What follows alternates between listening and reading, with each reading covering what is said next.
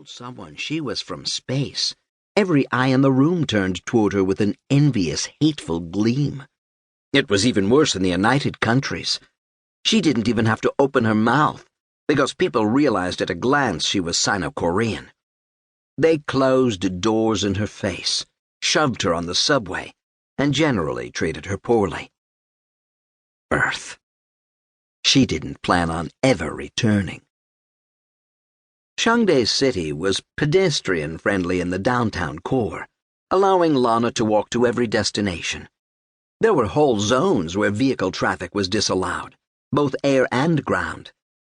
The pedestrian nature of the city explained why, despite the vast real estate available, most of the buildings were closely packed. A typical street was only about 5 meters wide.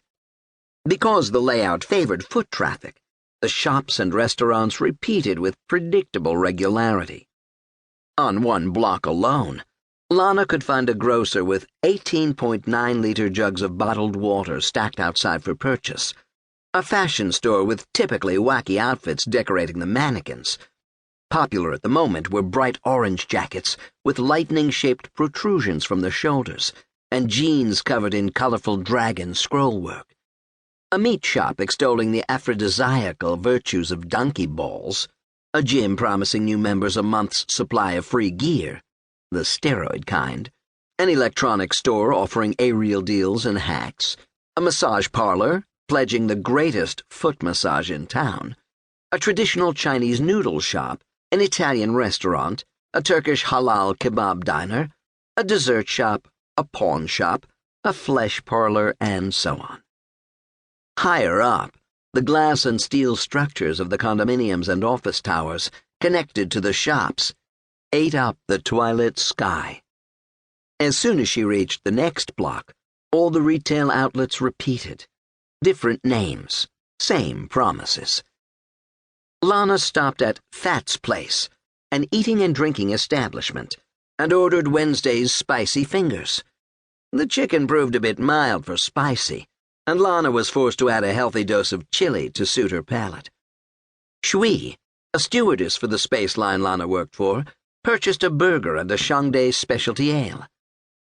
Shui was a relatively small woman, and because of her stature, she liked to wear her hair in a vertical bun. In addition to the perceived height boost, she claimed the hair also gave her a more traditional look, though to Lana the hairdo only made her friends seem a bit snobbish. As far as Lana was concerned, if Shui wanted to increase her height, she should just throw on some heels. Lana, of course, always let her locks flow long and free, but she had the advantage of being tall. The two of them sat on the stools by the window for some people-watching. Human beings shared the walkways with errand robots.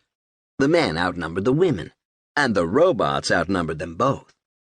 Lana could pick out the visitors from Earth by the Kuzhao masks wrapped around their noses and mouths.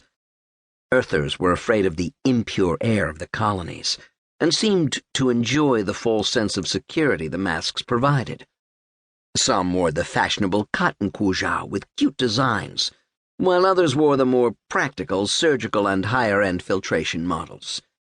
It was a little surprising how many locals were out and about today, because most of the time they preferred to stay home, either enjoying the latest interactive games provided by their aerials or implants, or just relaxing and enjoying life.